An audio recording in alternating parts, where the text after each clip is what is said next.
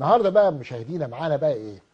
ضيفه جميله ولطيفه وكل حاجه. فكرتني بعلي زيور زمان لما كان يشوف لعبه حلوه كده ويقول لك ايه الحلاوه دي؟ ايه الطعامه دي؟ ايه الجمال ده؟ ده المعلق الرياضي الجميل الله يرحمه علي زيور.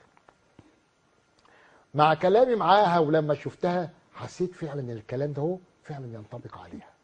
ناهيك بقى على انها هي يعني ايه؟ مشهوره جدا على السوشيال ميديا وعامله شغل جامد جدا. ليها شعبيه جارفه حقيقي، ولقبت بطبيبه السيارات. طبيب روحاني حضرتك. معانا بقى النهارده الدكتوره المهندسه ولاء فرغلي. ايه الجمال ده؟ ايه الحلاوه دي؟ اهلا صباح بحضرتك. الفل. صباح النور. ده عكسك على الهوا. صباح الفل. صباح الخير. ايه الاخبار؟ الحمد لله كل حاجه تمام. النهارده بقى عايزك تكلمينا عن ايه؟ عن شويه ارشادات كده مع الشتاء ومع البرد والعربيه وحاجات كده تكون الناس فاهمها غلط وانت بقى تفهمينا صح. هتقولي لنا ايه النهارده يا ولاء؟ احنا عايزين نبتدي بالصيانه الدوريه. الصيانه الدوريه الناس فاهمها غلط جدا، يعني الصيانه دي دايما بيقولوا ان هي اسمها صيانه وقائيه. ليه مش صيانه؟ اللي هي كل 10000 كيلو دي؟ اللي هي كل 10000 كيلو او فتره زمنيه. يعني مش معنى ان انا بركن عربيتي ما بمشيش بيها كيلوهات خالص ان انا هفضل مثلا ما اغيرش زيت الموتور. لا، في حاجات بتتغير بالمده الزمنيه. المده دي بيحددها مصنع العربيه، مش اي حد تاني غير مصنع العربيه.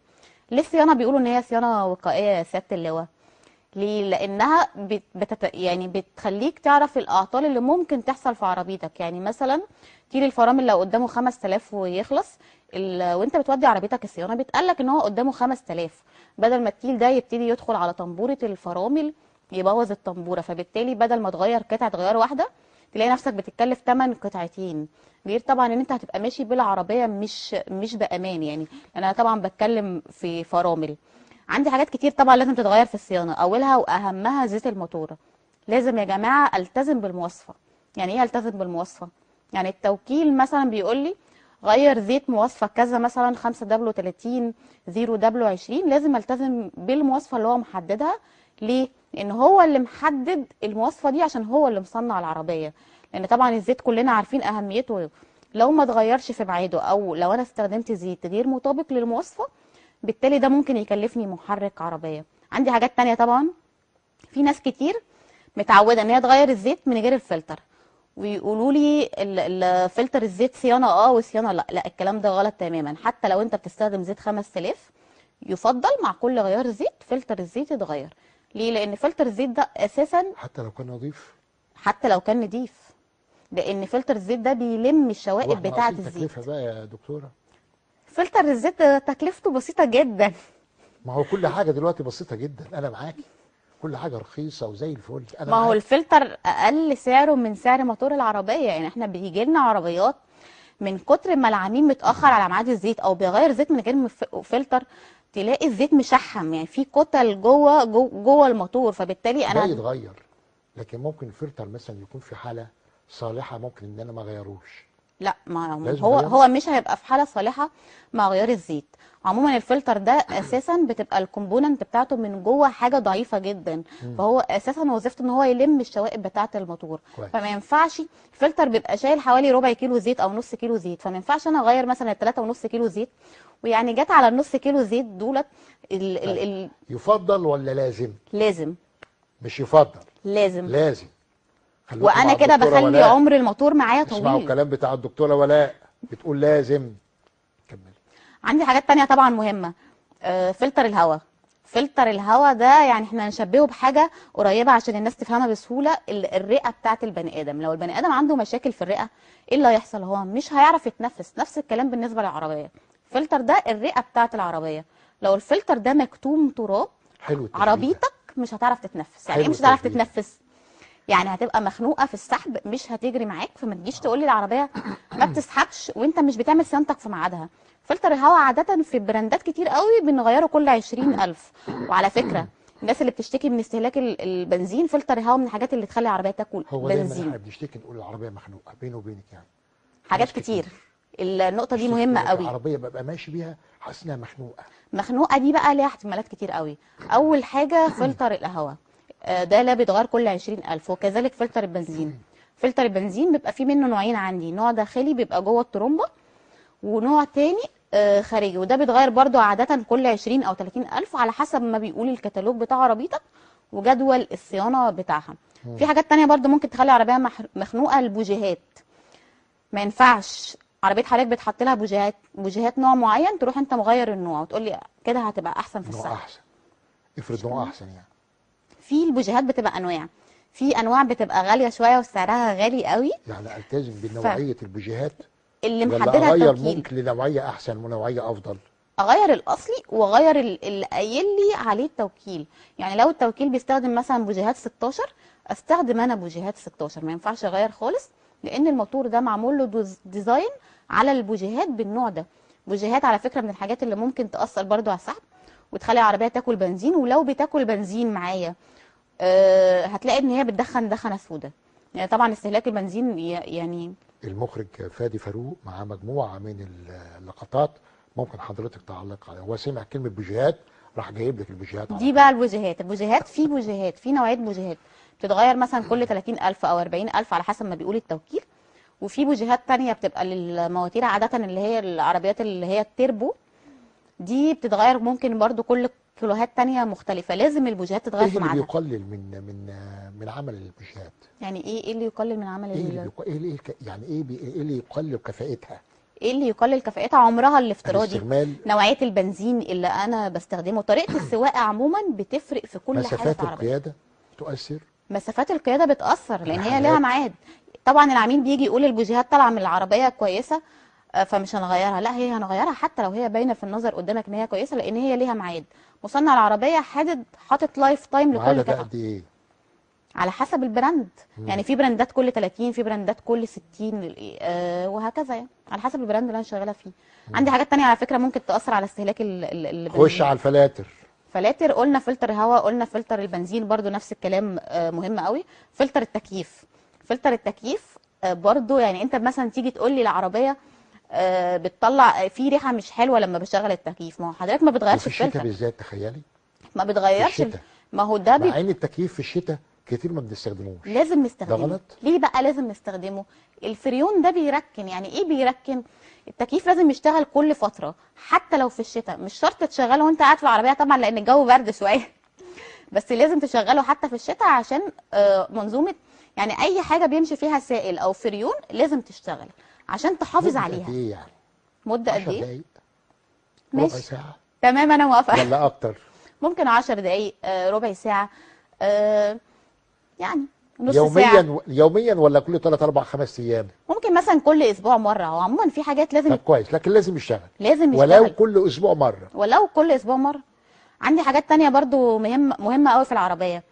الناس فاهمه ان زيت الفرامل ما بيتغيرش. خشينا على قربة المية. قربة المية دي مهمة جدا.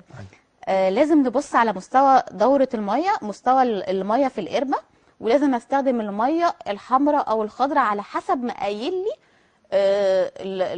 مصنع العربية. ليه؟ لانها يعني دورة المية الحمراء دي وظيفتها ان هي تحافظ على اجزاء دورة المية، وبيبقى ليها مواصفة مختلفة عن المية العادية او المية المقطرة. انا اعرف ناس بتغير المية دي وبتشوف نسبة المية دي كل 10,000 كيلو. ما نفتحش الكبوتة اللي مع في الصيانة. الصيانة. لازم نفتح الكبوت كل اسبوع مرة او انا نازل على الاقل. افتح الكبوت بقى هبص على ايه في عربيتي. عندي حاجات كتيرة قوي. هبتدي بقربة المية عشان دورة المية طبعا مهمة. من الحاجات اللي لازم كعميل تقف اول ما تحصل في عربيتك لمبة الحرارة.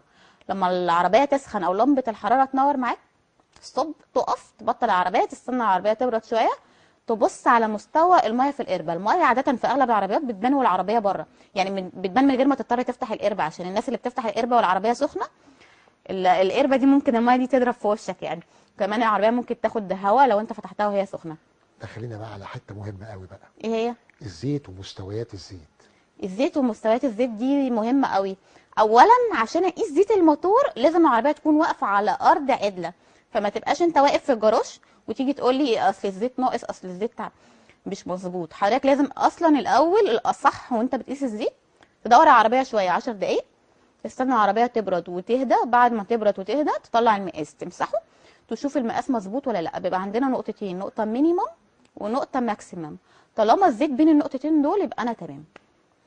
ده زيت ده الموتور. ممكن يكون في الظروف الغير عاديه او في ظرف طارئ، ظرف لكن طارئ. في الظروف بقى الطبيعيه الفني هو اللي بيتولى المواضيع دي. يعني ايه؟ الفني لما بروح عشان اكشف العربيه هو اللي بيشوف بقى مستويات الزيت والعربيه واقفه ازاي وكل القصص دي كلها. بس انا لكن ده بقى كعميل في الاحيان في الاحوال الطوارئ بقى، يعني لما يكون في طارئ معين بقى يستدعي ان انا اقيس الزيت بنفسي، يسمع بقى الكلام بتاع حضرتك دلوقتي. يعني مثلا انا صحيت الصبح لقيت عربيتي راكنه، لقيت الزيت تحت العربيه، ففي اللحظه دي لازم اشوف الزيت؟ لا، انا الطبيعي ان كل فتره لازم اشوفه، حتى لو ما فيش مؤشر بيقول ان في مشكله. ليه؟ لان لو في مشكله وانا لحقتها في الاول، المشكله دي مش هتكبر معايا.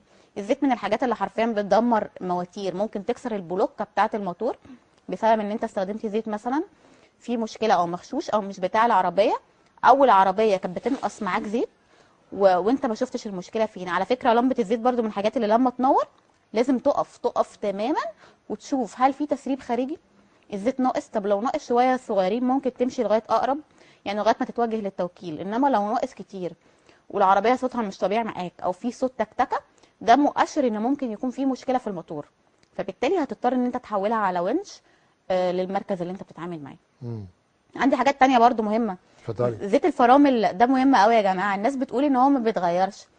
ليه ما... لا، هو بيتغير، لان الزيت ده اساسا منظومه الفرامل هي اصلا بتشتغل بضغط الزيت. فالزيت انت لو ما غيرتوش في ميعاده اللي هو تقريبا بيبقى في حدود 30,000 او 20,000، برضو على حسب البراند وعلى حسب ما بيقول لك التوكيل. طمني على الاسعار، اسعار الحاجات دي اخبارها ايه دلوقتي؟ معقوله؟ الزيوت والكلام ده ولا هو كله بيزيد مع الزياده، وده طبيعي.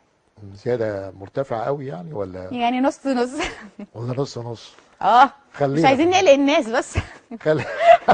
لا ليه؟ لا ليه؟ لا ليه؟ احنا بنتكلم عشان دلوقتي يعملوا صيانات يعني. موضوع ارتفاعات الاسعار دي موضوع من الموضوعات العاديه دلوقتي، واحنا كلنا مقدرين التحديات الاقتصاديه العالميه اللي احنا متاثرين بيها، وان شاء الله كله هيعدي على خير باذن الله. ما هو كده كده انا لازم اعمل صيانتي اه واركب حاجه مضمونه عشان احافظ على عربيتي. العربيات اللي بيحصل فيها عمره والعربيات اللي الموتور بيطول مع العميل، الفرق بين ده وبين ده ايه؟ واحد بيعمل صيانته في ميعاده، واحد بيتاخر. انت نورتينا ده نور حضرتك. وشرفتينا، بس على وعد ان تبقى لقاءات عديده ومتعدده، اكيد.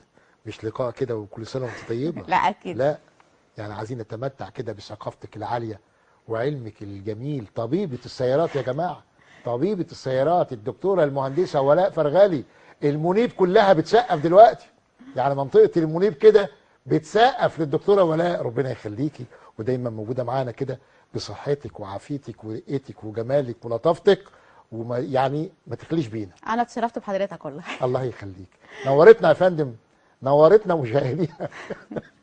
الاستاذه الدكتوره المهندسه ولاء فرغلي، طبيبه السيارات، مش هنقول بقى خبيره السيارات، لا طبيبه السيارات، لانها بتتعامل مع سياره بحرفيه واشتغلت وايه بايديها وكل، يعني انا عايز اقول ان احنا النهارده مكسب كبير جدا لينا. المهندسه الدكتوره ولاء فرغلي. مشاهدينا، وصلنا بحضراتكم الى كلمه الختام،